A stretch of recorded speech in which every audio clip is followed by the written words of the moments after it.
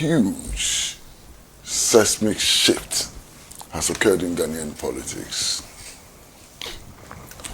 And it doesn't matter how big the United Party becomes. It doesn't matter whether the United Party wins elections or not. A huge seismic shift has occurred in Ghanaian politics. You see, if you want to understand what has happened, you need to go back to 1951 and look at elections in Ghana from 1951 up to 2024. And if you do that analysis, it will tell you the magnitude of what has happened. First, the first most important consideration is that the Dankwa Buzia Dombo tradition, the very first time it won elections which could be described as free and fair throughout our history, was in the year 2000. And the records are clear. It won elections in 1969. But to do that, they had to ban the Convention People's Party. Not just that. To do that, they had to criminalize Nkrumah and everything that resembled Nkrumah or sounded like Nkrumah to win elections in 1969.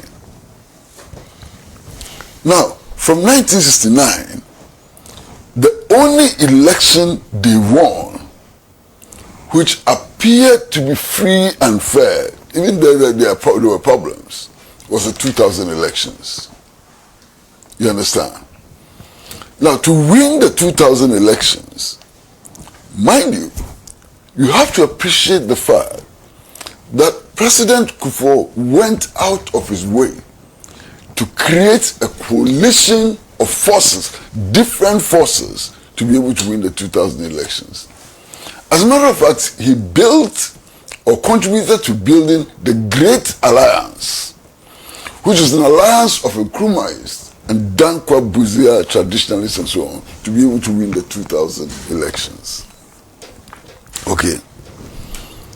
Now, later on, Nana Addo Dankwa Akufo-Addo also won elections. But the point is that you need to look at the history of Nana Addo Dankwa Akufo-Addo. Nana Addo Dankwa Akufo-Addo, by 1966, was a card-bearing member of the Convention People's Party. Indeed, he was more than a card-bearing member of the Convention People's Party. He belonged to the most radical left wing of the Convention People's Party. So it was that when he was contesting elections, many people on the left of Ghanaian politics saw him as one of them. You understand? He was not seen as a typical Dankwa Buzia Dombo candidate. He was seen as a candidate in the middle, a candidate who was going to bring together different forces and so on. And this is a fact. Now, unfortunately, after winning elections, he then went on a bench deliberately to discredit Nkrumah, to promote his uncles who played a role in Ghanaian history and so on. What was the result? What was the result?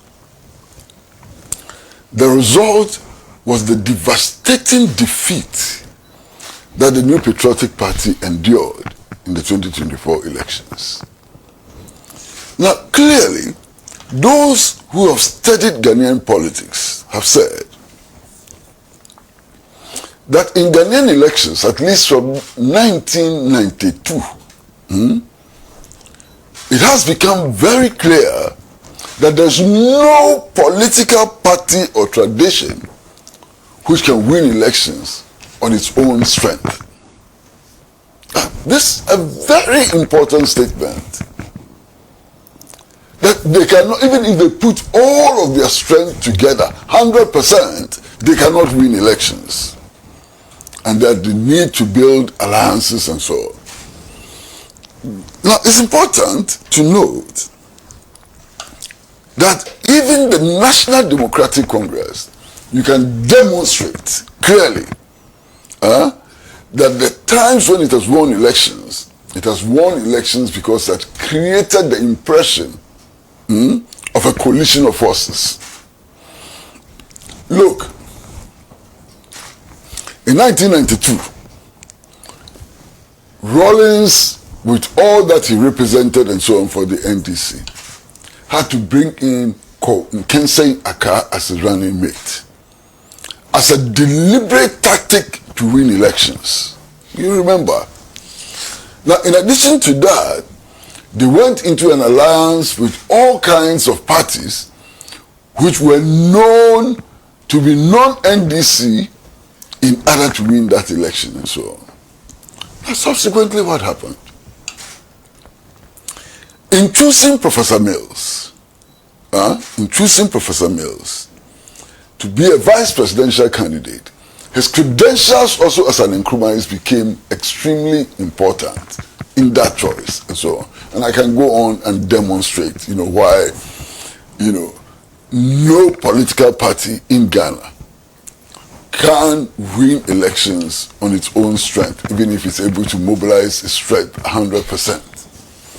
And see, this is the reason why the choice of Matthew Opoku Prempeh as running mate in the last election was hugely problematic for the New Patriotic Party. This is why when he made statements like, and you're in Nkrumah and so on, and went on a bench, a misguided bench, to fight Nkrumah, who was not contesting in that election, because there was no strong Nkrumahist party contesting elections at the time. Eventually, the results of the elections clearly showed how reckless he had been in his campaign and so on. So that point is clear. So if you accept these facts or these analysis, then the exit of any part, any section of a political party, especially from the Dankwa-Busia tradition, from the NDC tradition, has monumental consequences for that party. Again, you can go back to 2000 and examine the emergence of the National Reform Party. It didn't win elections. But what did it do? It damaged the NDC substantially and also contributed to the victory of President John Agyekum Kufuor. You understand? So that analysis is clear. And it's clear to the extent that any hemorrhaging from any of the two so-called big parties has monumental consequences. That's one. Now, why is this a major seismic shift? That's another reason. And the other reason is that the New Patriotic Party is a party which is struggling, and it has been struggling for some time, to create a united platform. It has gone to the extent of announcing an amnesty for all those who have left the party, who are angry with the party. They should come back. It is appealing to the Paula Focus, the Nyahoja Hota Macros, and all of them to come back. Why? Because it recognizes that it has a serious problem, that there's a dent in its very center. Now, why the party is engaged in this effort of extending olive branches and so on, bam! This shift has occurred. What does it say about the success of the attempt to bring everybody back home? Only one thing, that attempt has failed. Now, if that attempt has failed, what are the consequences of that failure? That's clear, you understand? What are the consequences of that failure to reunite the Dankwa Buzia Dombo platform?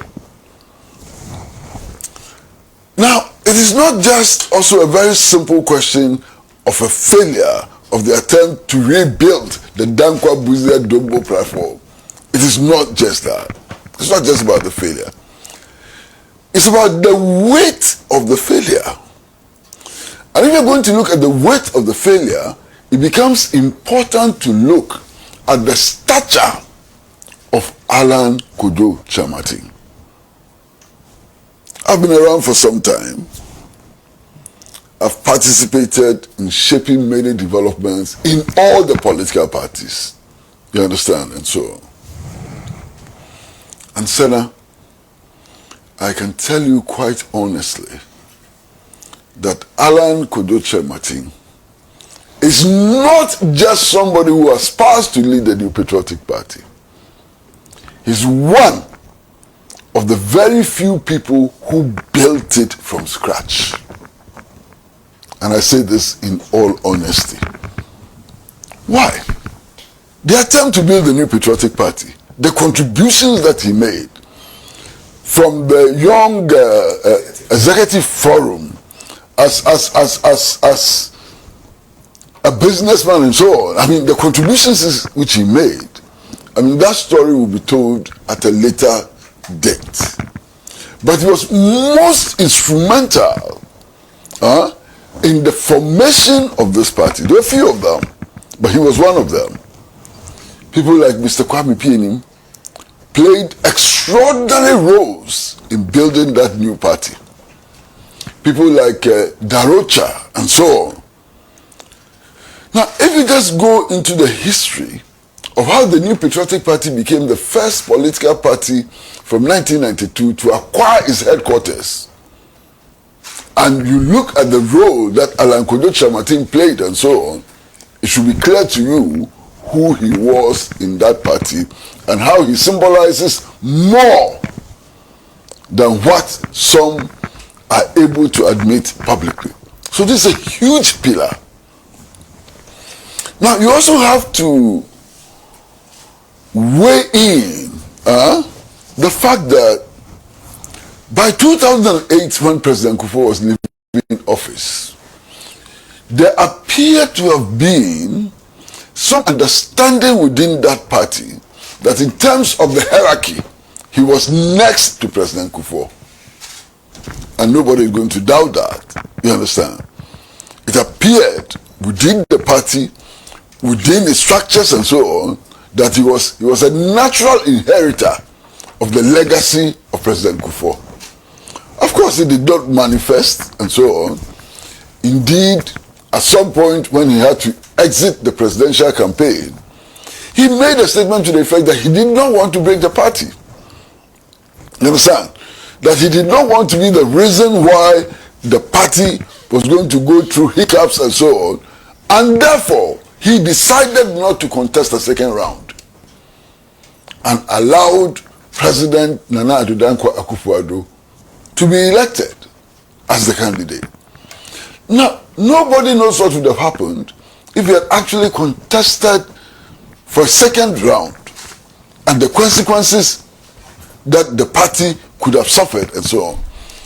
But he was magnanimous enough. He looked at the future of the party. He didn't want to destroy the party he had contributed to building and so on. And therefore decided that, look, he was not going to contest the second round. And bowed out gracefully. This is the man. This is the man who is at the center of the formation of the United Party. And I think it is important to pay attention to these facts and to this analysis. Now, Senna, there's something else. The choice of name, I guess, was so deliberately done. Because look, many people simply referred to the New Patriotic Party as the UP. They talk about the UP tradition and so on. So UP, United Party, is akin to New Patriotic Party and so on. So this name was so deliberately chosen, so it doesn't sound new, it doesn't sound like something, which has been crafted newly and so on. It is at the heart of the history of the New Patriotic Party. It's at the very center of the history of the New Patriotic Party and so on. So carefully chosen. But you see, in addition to so carefully choosing the name UP, they've done something else. Now, if you listen to all of their communications, they're talking about UP plus. So they have stepped into this tradition. They're trying to own the tradition, but they're saying that it is not just the tradition. There's something more. What is that plus? They're saying that we represent the best values, the best traditions of the UP. But there's a plus. What is that plus? And I've been listening to their communicators, and they're doing an excellent job of that. They're saying that we are not overly partisan, and that we want to be pragmatic. We want to stand in the middle. Okay? Indeed, what they are claiming, without saying it, is that they are social democratic and not extreme right wing. Listen to them very carefully. What is social democracy? Social democracy is an opportunistic political concept, which enables you to run with the capitalists, and when the capitalists, you can turn any way around and so on. You understand? And exactly that is what they're saying. That's what they're saying. I mean, they're saying that, look, we are not steeped in this Dankwa Buzia ideology. And they actually go to the extent of making the point that if the government does something which is commendable, we will commend the government. If they do something that we think is against our principle and will not inure to the benefit of the Ghanaian people, we will criticize them, we would even fight them. That's positioning. That is significant positioning, and we should not lose sight of that. So they are positioning themselves in such a way as to become attractive beyond the Dankwa Buzia tradition. They are positioning themselves in a way which would enable them possibly to emerge as a significant third force in Ghanaian politics. And that's also most significant. You understand? Most significant. Now, I'm looking at developments before, development on Thursday, and developments now, and so on. And I'm saying to myself that if you look at the contest for leadership, flag bearership within the New Patriotic Party, it is obvious that there are cracks. There's a serious effort to paper over the cracks, but you just have to open your eyes and the cracks become obvious. Okay?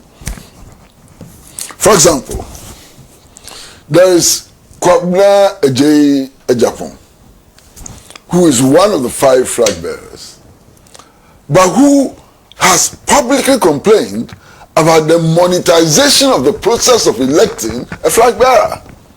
He was reluctant to pay the 4-point-something million development fee and so on. He thought that it was an aberration and so on. Okay?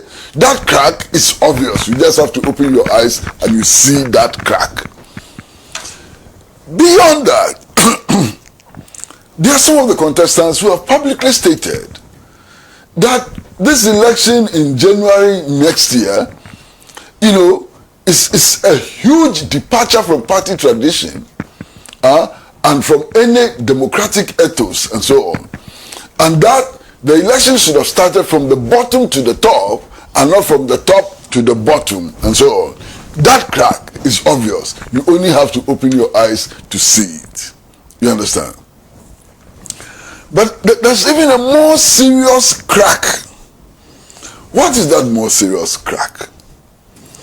You see, when all the candidates went to file their nominations, only one candidate's process was captured on the official communications platform of the party.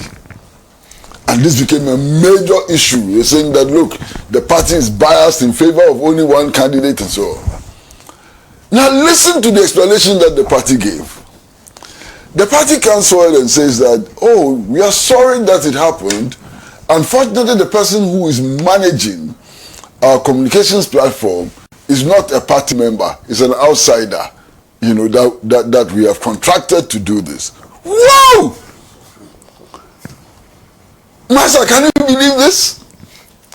New Patriotic Party. Its major communications platform is not managed by the party. It's not managed by a party member. Some individual from somewhere and so on. That's the explanation. Now the explanation itself is problematic. But beyond the explanation being problematic, if the party allows a situation where this open bias in favor of one candidate is allowed to happen, my goodness, there's a problem. There's a huge problem. Okay. Now, there are those who are predicting that if this perception of bias is confirmed in the election of the flag bearer, there will be major fallouts from the party. That some people will leave the party. I'm not a soothsayer. I cannot join the soothsayers on this. But just in case it happens, what the United Party has done is to position itself as the political receptacle which will be receiving these fallouts. That's important in the analysis.